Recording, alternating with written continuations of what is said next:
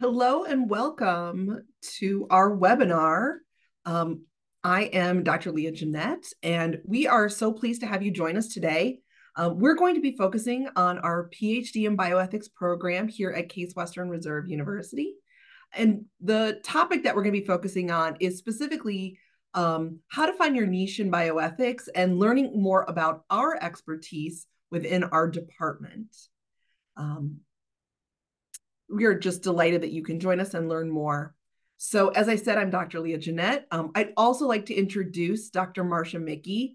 I'll have her introduce herself a little bit more about her background, but to get us started, I will say she is the co-director of the PhD in bioethics program here in our department. Dr. Michie, thank you so much for joining us today. Oh, I'm really happy to be here. Thanks so much, Dr. Jeanette. Can you talk a little bit about kind of your background in bioethics? I think it might help give a little bit of framework as we talk about areas in bioethics and medical humanities and research and all those things. Sure. So, as is actually true for most people working in bioethics, my PhD is not in bioethics.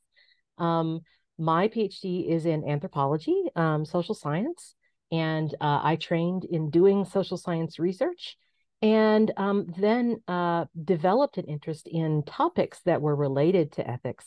And so I did actually some research assistant work for a faculty member while I was finishing my dissertation, which was not about bioethics. And then I did two separate postdocs, both of which were essentially about bioethics and doing empirical research in bioethics. And from then on, I basically became an empirical bioethicist. So I took a job prior to this one as a faculty member at the University of California, San Francisco, as a bioethicist in the bioethics program there. And then after about 3 years or so, I came here and have been here for, 6 or 7 years now. And really all my work now is in bioethics, even though that's not what my degree is in. So I normally wouldn't talk so much about that, but I think a lot of people wonder about that who are looking at PhD programs. Bioethics draws from all different disciplines, many different ones, even in our own department. We'll talk about that more in a little bit. Thank you so much. And I will say I'm actually on the other side of it. As Dr. Michie knows, I'm one of the few in our department that has degrees in bioethics. And so there are a few of us who have masters and or PhDs in the field of bioethics, but it is not the common. It really is more of very interdisciplinary people coming from all different disciplines working in this space, which allows for great collaboration in the field and specifically in our department and with our PhD students. So just to kind of go over our agenda, we are going to talk just a little bit, very briefly, about Case Western Reserve University and the School of Medicine, where we're positioned as a department and the PhD program. We're going to talk about areas of expertise within bioethics and medical humanities, specifically what our faculty are known for, and then dive into research projects and research areas, and specifically some featured projects that are ongoing. We'll talk about how we match students with mentors and advisors for the PhD program. We'll then transition to talk about keys to the statement of purpose when it comes to the admission process. You'll see how this directly relates to thinking about areas of expertise and mentorship and advising. And then we'll talk specifically about the application and timeline, and we'll leave it open then for Q&A at the end. I will add, if you have specific questions about the structure of the PhD program, about the admission requirements, those kind of things, we hosted a previous webinar, and I would encourage you to watch that recording, which is available on our website and on our YouTube page. It's a great resource, and it can provide you a lot more details beyond the scope of what we're covering today. And just if you have questions as we're going along, feel free to submit them. We will answer questions at the end. We already have some that are pre-submitted, and then we'll look through the questions as they are submitted at the end. So, as I mentioned, we're going to start with talking about Case Western Reserve School of Medicine. That is where our department is located. The School of Medicine is ranked #1 in Ohio and #24 in the US by the US News and World Report when it comes to medical education research. But we are also ranked #22 in NIH research funding. Dr. Michie, do you want to talk a little bit more about the funding aspect? I think that given that you do quite a bit of research, I think you can kind of talk a little bit more about what that looks like, what that means in our department. Well, certainly, and bioethics research. Sometimes people think, oh, bioethics research isn't really grant-funded research, or it's not really funded by scientific agencies. It's more by foundations, and sometimes that's true. We certainly welcome and do have foundation and private funding for some of the research that we do and scholarship. But we also get NIH funding, and we're very competitive for it. I Most of my career, honestly, has been funded by National Institutes of Health funding. And because the kind of research that I do, I'm an empirical researcher, and I do research on topics that are of interest to NIH. And I currently run 2 large multi-site, multi-year grants that are NIH funded, and I'm on others. I'm also on at least one grant right now that's foundation funded. And so that's what funds my empirical work. Some bioethicists who come from a more normative background, do more philosophical work, may get different kinds of funding. They may get funding to do a book project or something like that. The work that I do looks much more like what the NIH funds. So that's what I do, and that puts me in a slightly different category, much more in common with other sort of typical medical school faculty. But there are a lot of paths to funding and support for bioethics scholarship, and one of the things that I like about this department is that we're very welcoming to all of those ways of doing bioethics scholarship and ways of supporting that scholarship. And there's not a hierarchy there. It's about making sure that the important kind of work and scholarship that we do is being appropriately supported. Thank you so much. So kind of transitioning, how would you describe our PhD program in particular? And we'll get into specifically how students are involved in research and our areas of expertise, but just as a kind of high level survey of describing our PhD program. Sure. So our PhD program, as it says here on the screen, is small, intentionally small. We admit a cohort of 4 students every other year. And that's for a couple of reasons. One is because of the extensive financial support that we offer. So there's budgetary reasons for keeping the cohort small. We also, because PhD students are different than undergrads or even master's students, there's a lot of intensive mentorship and training. I always tell students that, I'm training my future colleagues when I train PhD students. And that takes a lot. That takes a lot of intensive one-on-one kinds of experiences. And so in order to make sure that we have the capacity to do that, we do keep our cohort small. Our schedule, our sort of example schedule that's on the website is a 4-year schedule. It is indeed possible to finish our PhD in 4 years. We have had certainly people do it, and we have students right now that are very much on track to do that. In some cases, it takes a little longer if you're working full-time while you're doing your dissertation. If you are doing a kind of research that maybe just takes a little bit more time. It's community engaged research that takes longer. It takes travel. It takes sort of some kind of intensive engagement that maybe does take longer. Then maybe you would take a little bit longer. But generally 4 to 5 years is what we anticipate our students' timeline to be when they enter our program. We do have lots of opportunities too for teaching and research and clinical ethics consultation training within the program. And our students like to take advantage of bits and pieces of all those things. I think all of our students have in our PhD program now have taken on some kind of teaching role, whether it's as an assistant or teaching their own class. Many of them are also doing research. Some of them really, really want to pursue clinical ethics consultations. So they're doing that kind of training and shadowing. Everybody does the shadowing, but not everyone does the more intensive, like really training to do it themselves. But we encourage that if that's something that you may be interested in. And as it says here, students always ask, am I qualified to apply for a PhD in bioethics? Because my degree is not in bioethics. It's in biology. It's in sociology. It's in philosophy. It's in English literature, whatever. Actually, there's a lot of ways that diverse backgrounds feed into anthropology. Into bioethics. I was thinking of anthropology because that's what my background is. But our faculty have backgrounds in lots of different fields, and we see those pathways really clearly. And I'm happy to talk to anyone who's interested, who's not sure if how their particular background feeds into this.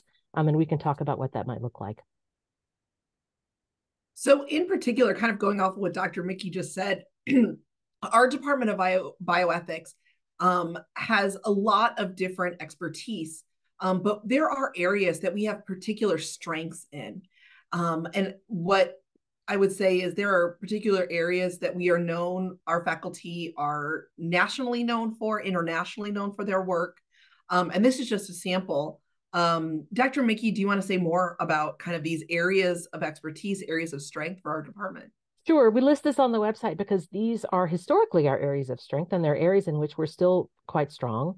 Clinical ethics is a big area of emphasis for many, many of our faculty. Many of our faculty spend a lot of their time in the various hospital systems in the Northeast Ohio area doing clinical ethics consultation, directly working with patients and providers. Including our department chair and the co-director of this program. That's what he spends a lot of his time doing, and including Dr. Jeanette, who's on this call. That's what she spends a lot of her time doing.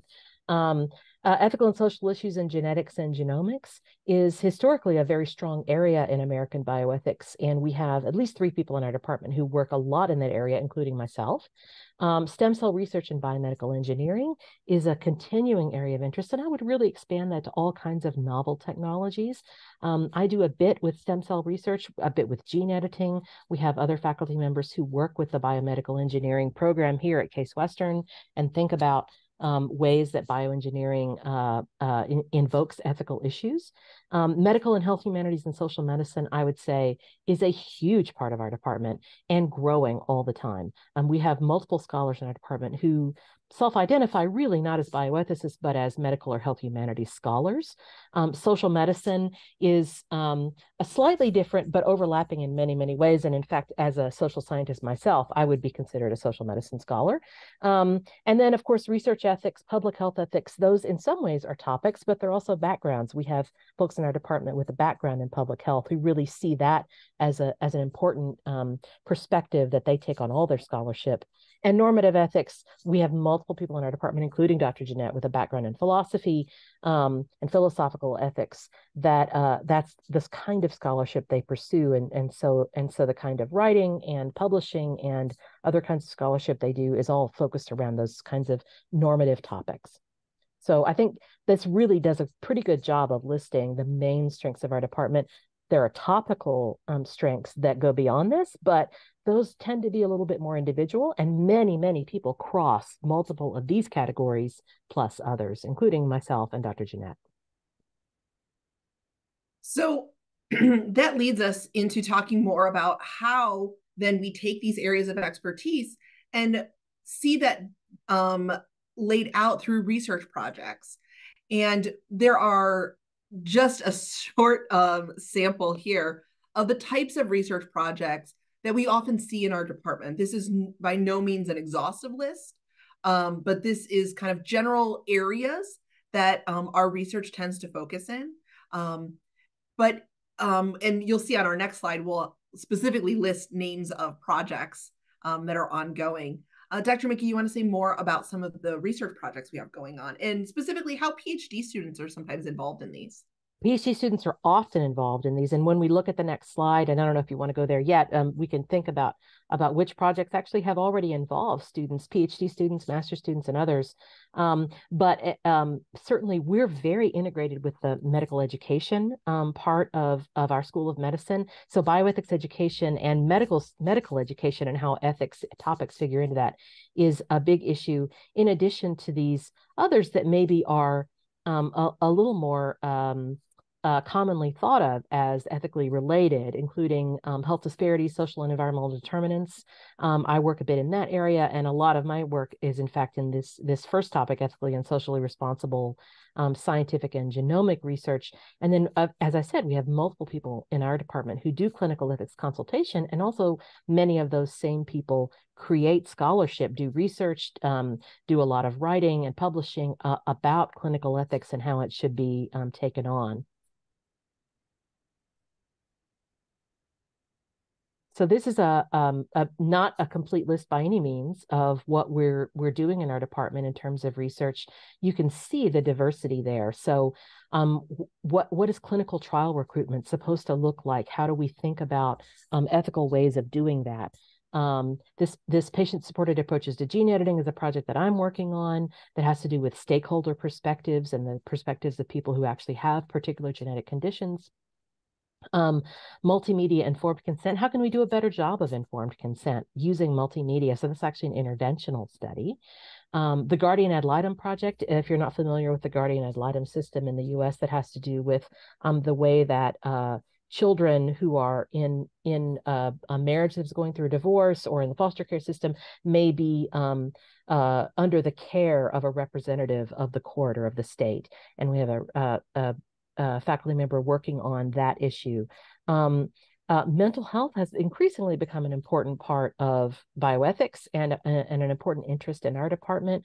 And peer support in mental health is something that one of our faculty members is doing. The Cleveland African American Prostate Cancer Project is a big project looking to increase screening for African American men who experience health disparities around prostate cancer. I'm working on that project on the ethics team for that. We don't lead that project, but we're an important part of it. And often that's true for bioethicists, that we become an arm of a project, not necessarily leading, but sometimes we do. So I'm not going to go through all of them, but certainly you can see how diverse the projects that we do are and how many different topics are there. And this is by no means exhaustive. There's a lot more going on, and we love to involve students. I know that we had a student interviewer. One of our PhD students worked on the Nudges project, this first one. I believe we have a PhD student working on Guardian Ad Litem, and probably several of these others. Oh, medical decision making in the burn unit also involves a PhD student, and it just really depends on the interest that the student has. We can involve them in lots of different projects, but if that's not their interest, we that's not something that we necessarily would push. But if a student came in and was very interested in prostate cancer or in genetic screening, we would love to involve them in a project that's related to that, for example. And there's lots of opportunities for that. I think this is a good point to kind of reiterate, Dr. Michie, and when you compare kind of how we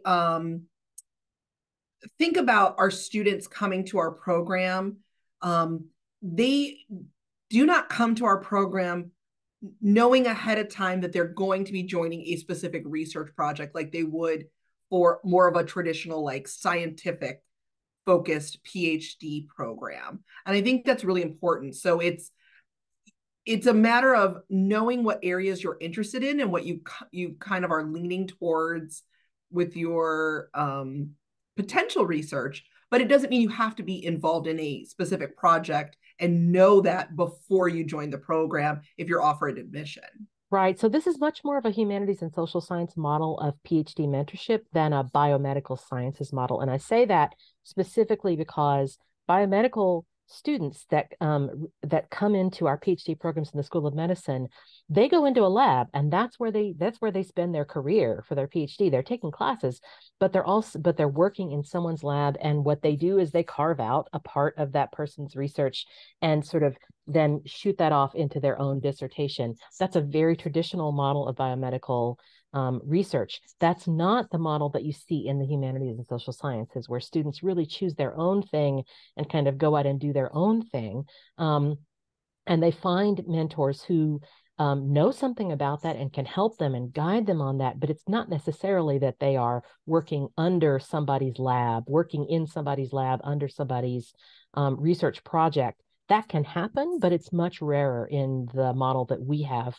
And I think it offers a lot of freedom for students. And I think the other thing it does is it helps us as we mentor and advise students as they look long term towards a career opportunity, because they're not stuck in a specific, I shouldn't even say the word stuck, but they're not restricted to a specific research because of that funding source. And so they can research areas that they're interested in and even continue on beyond the length of the program if there's areas that they are wanting to continue to focus on. Absolutely. Absolutely. I think that's well said. And I don't know that I would have anything to add to that, except just to say that funding for students in our program is not tied to you having the same interest as a particular faculty member. That's not the model that we have. You're not funded by somebody's lab. And that's a common model for biomedical sciences, as I said, but not the model that we follow or that most humanities and social sciences programs follow. So I just wanted to make sure that that's clear to people, because sometimes when people come from STEM backgrounds, they may not realize that. So speaking of career opportunities, you can see just a sample of kind of where our students that have done our PhD program have gone on to, whether it be different types of careers as academic faculty, hospital ethicists, regulatory and public policy, research investigators, education administrators. And I will say, in a lot of cases, it's not as if someone is doing just one of these. In a lot of instances, you're doing several of these. Well, I did not do the PhD program here at Case. I went to a different university. I would say that I fall under several of these in my day-to-day job when someone asks me what I do. And so I think that's true for a lot of our students. They go on and they may have a primary appointment as a hospital ethicist, but they also do research on the side. They also teach. They also may have a faculty appointment. And so it's great to see how our students can flourish in a myriad of ways and a lot of different opportunities. I agree. And just because you start out in one of these roles, or maybe more than one of these roles, doesn't mean that that's what you do your whole career. We've had people come in our department, do research and teaching for years, and then suddenly discover that clinical ethics consultation is great and they love it, and now that's a big part of what they do, or vice versa. And that's part of growing as a scholar. And it's one of the things I really love about the multidisciplinarity of bioethics. Very much so. So can we talk a little bit about the mentorship and advising model that we use in our department and with our PhD students? Sure. So I've already said a little bit about that in terms of the lab model that is not our model.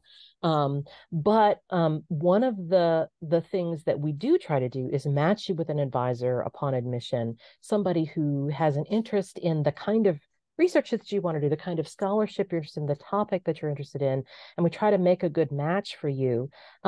That's based on your statement of purpose, which we'll talk about in just a moment. We really rely on that to know what you're interested in studying, and who you might be interested in working with.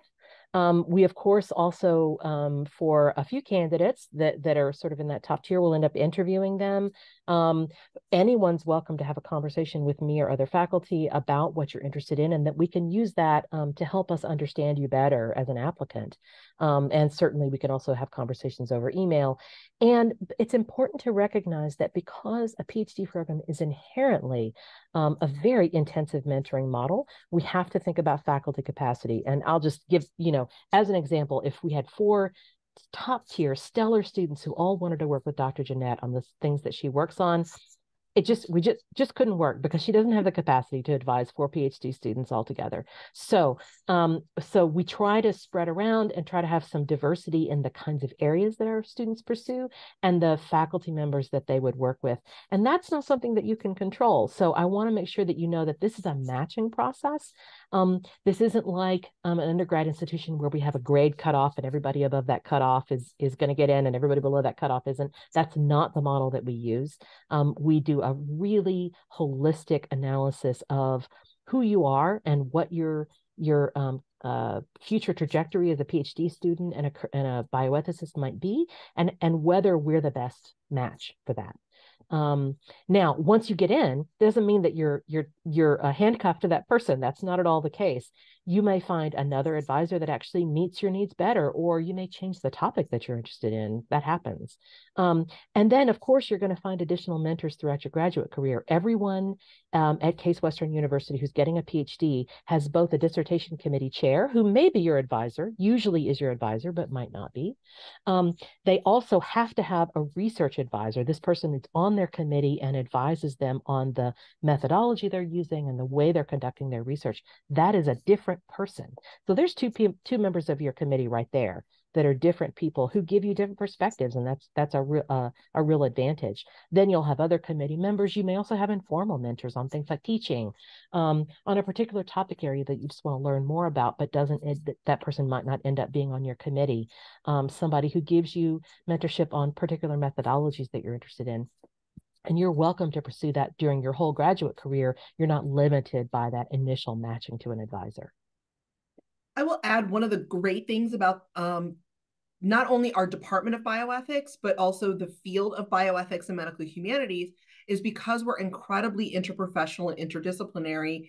You have the opportunity to have mentors from across the university and across the city of Northeast Ohio, which I think is a wonderful component of this.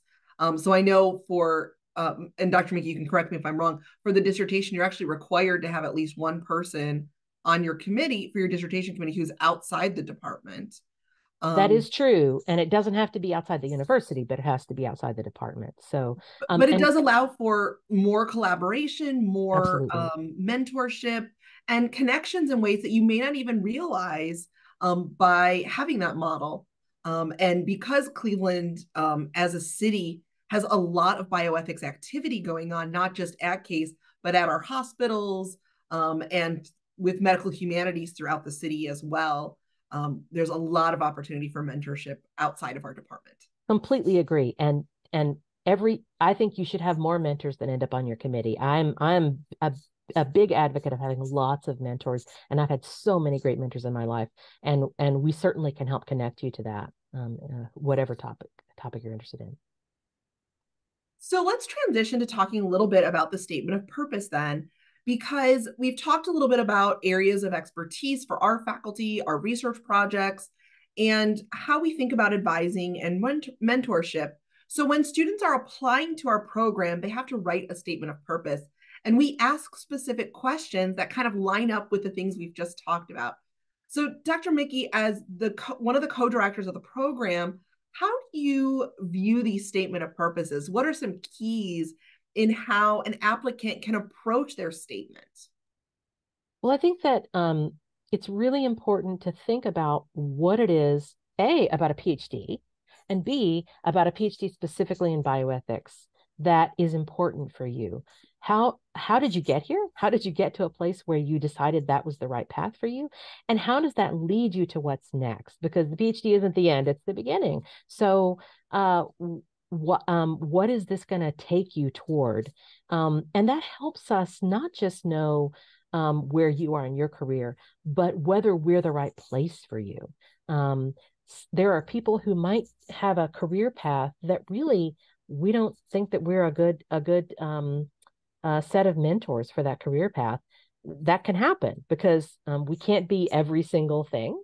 But that doesn't mean that by saying something, you're necessarily going to rule yourself out. I think that you should be really clear about what you're interested in, what you see yourself doing career-wise. If you have uncertainty about that, be honest about that. Nobody has all the answers at the beginning of their PhD. Um, if you're wrestling with multiple topics and thinking about how they relate to each other, or maybe that they don't, and you have to choose one, talk about that. That's great. We'd love to hear that. Nobody thinks you have all the answers at this stage. And so really, we want to get to know you, and this is your chance. It's also your chance to talk about what makes you who you are as a candidate in a way that it's hard to tell from like a CV or a resume. Sometimes just looking at your transcripts, looking at your CV, it's a little bit hard to tell who you are and how all these pieces fit together. So it helps us for you to write a little bit about that. And then finally, what faculty members are you interested in working with? This is really important for precisely the reasons I was talking about earlier in terms of matching. We look at that information. We take that to heart. And so, think of 1, 2, 3 faculty members that you would be really interested in working with. And if there's a deal breaker there, if I can't work with Dr. Jeanette, I just don't want to come there, then we need to know that, right? Or if there's multiple people and you're not really sure, I think this might be a good match, but I'm just not sure. Then it helps us to know what your areas of interest are and what your career goals are. And we can maybe think of a faculty member that would be a good match for you that you haven't thought of. So we do want to think not just about your educational goals here in the program, but about your long-term career goals. Maybe you don't know what those are yet, but as much as you know, or if there are decisions that you're weighing, we'd love to hear about that in the statement of purpose.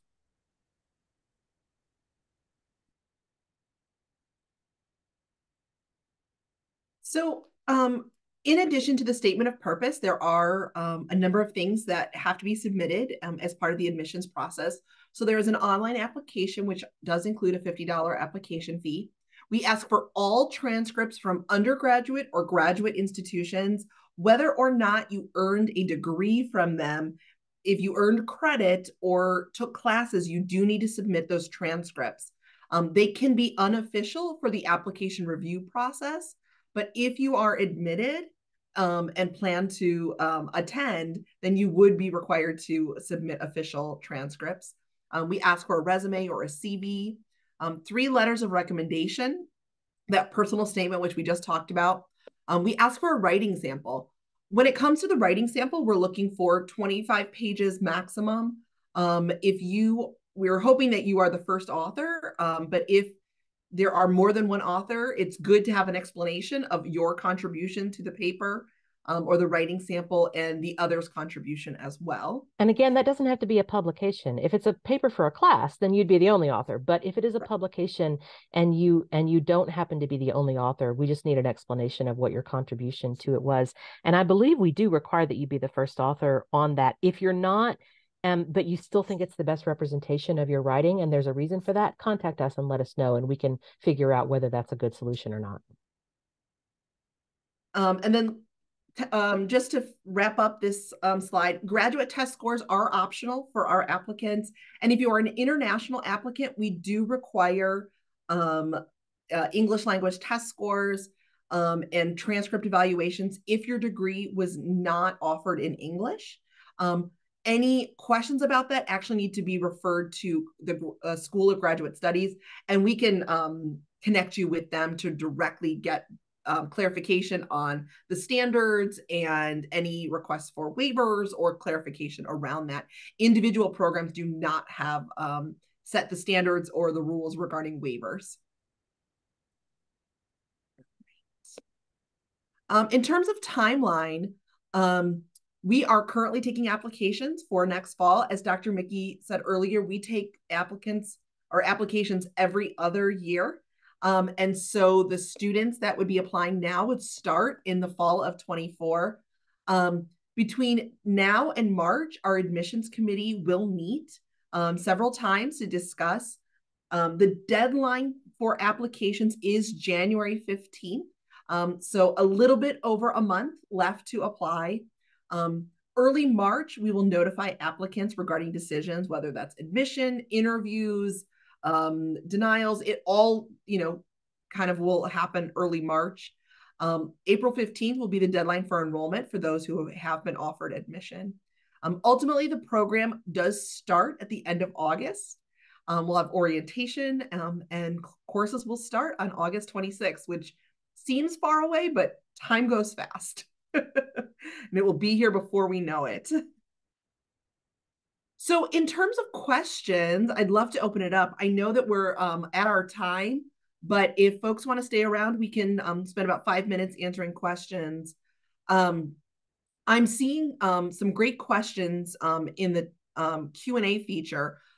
So one of them, Dr. Michie, I'd love for you to answer. And I think this is, thinking about students knowing their interests.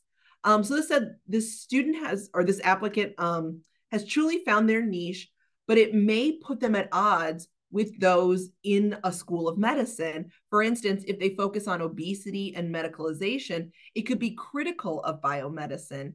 Would this program be a safe space to challenge each other as we learn and grow? I think it's a great question. I do too. And a lot of the work that I do challenges medical norms and medical standards. I think that bioethics as an area of study tends to do this quite a bit. It depends on what part of bioethics you're in. But I would hesitate to say a safe space. I think that safety is a relative concept, but I would say that that I don't think there's a single student in our program right now who isn't challenging something about the way that medicine works, medical care, medical research, medical education. I think that that's our job as bioethicists, and we recognize that there are political sort of risks with doing that in some ways. But we think that that's an important thing that we do. We act as a little bit of a gadfly in some cases when it comes to the biomedical establishment, and that's part of my job. It's part of what I do, and I think it's part of what almost every bioethicist does in some way. A question for you that was pre-submitted, but also similar to a question that's being asked in the chat. How do you find your niche if you have interest in more than 2, more than 3 areas, when you have equally experienced each of them, or you have strong backgrounds in those areas? How do you develop a career identity given kind of that strong preference for all of those things? That may be a bigger, more individual conversation, but I will say that the when you craft your own PhD path, your own PhD career path, you are working to combine and consolidate a lot of different things together, and you do that while you're here in a program or in whatever PhD program you're in. You do that in your dissertation. And some things you can't get to right away. Maybe some things are for later, and that's okay too. I've studied a lot of different things in my career, but one thing that you discover, and sometimes it only happens when you look back, is the thread that runs through all of them that sort of unifies them in a way. So even though I've studied a lot of different things, there are particular kinds of questions that I'm always interested in, and they seem to just crop up no matter what topic I study. And that it took me a long time to figure that out, but that's something that advising and mentoring can help you figure out too. And you don't have to have that figured out right now. As I said before, this is something you could still be wrestling with for sure.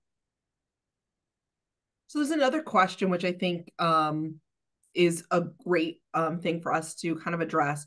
Is this program focused on research, or do you accept students interested primarily in teaching in the future? Your interest in teaching in the future is great. I don't have any problem with that, and the program doesn't have any problem with that. We all teach in our department. We have a big educational emphasis in our department.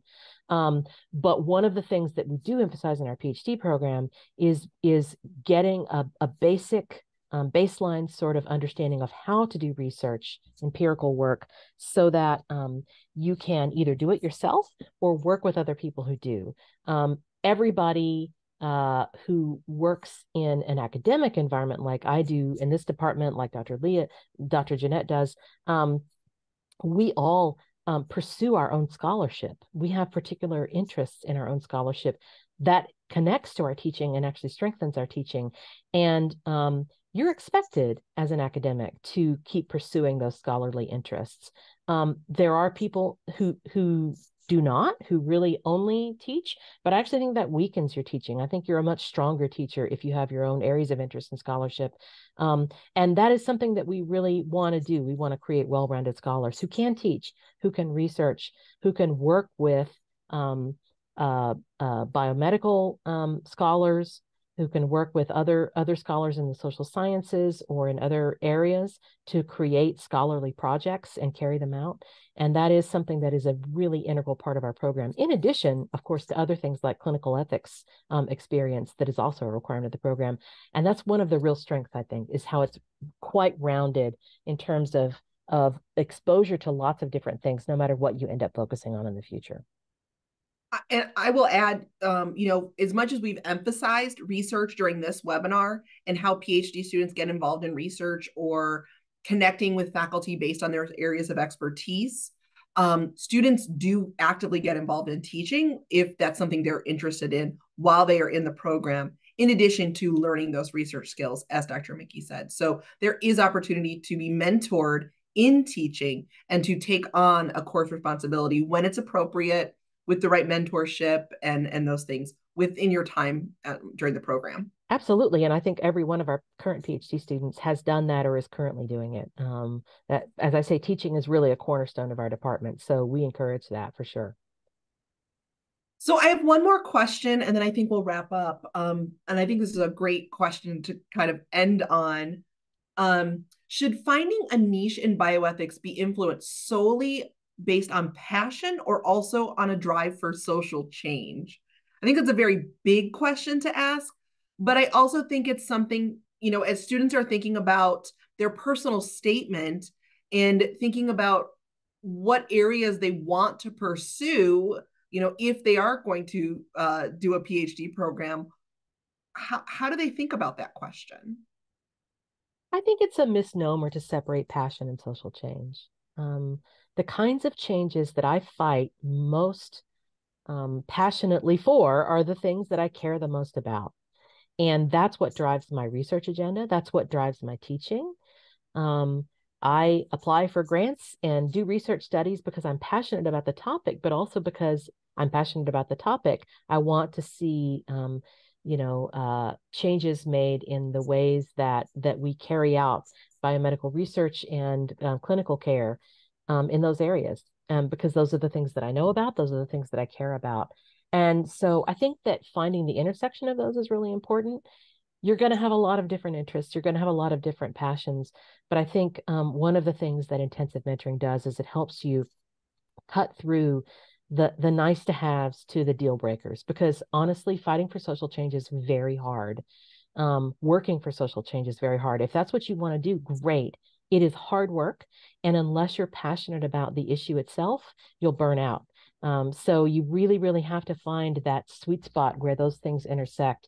And it's an incredible journey to do that, actually. And it's an honor to help students find that intersection. I love doing that work. I was having a great conversation with a PhD student today about precisely that issue. And it's so much fun. It's one of the things that I most love about teaching in this program.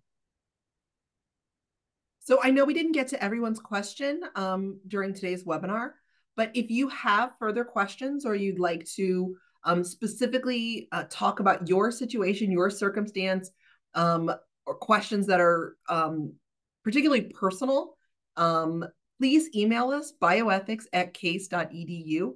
We will connect you with whether it's Dr. Michie or myself or other faculty in the department. We're happy to do that. I know Dr. Michie mentioned earlier, but we regularly meet with students about their interests. And I know Dr. Michie in particular meets with a lot of interested applicants or prospective students for the PhD program. So with that being said, thank you so much for joining us today. Please, as I repeat again, email us, let us know what questions you have. Dr. Michie, thank you for taking the time to talk with us and to help us better understand areas of expertise, areas of research. I think it helps answer questions, but also potentially brings up more questions for applicants in the future. Absolutely. And just to reiterate that I'm happy to have individual conversations with folks. I know that you've done the same, and contacting us at that email address, we will absolutely answer you. If we miss your email, email us again.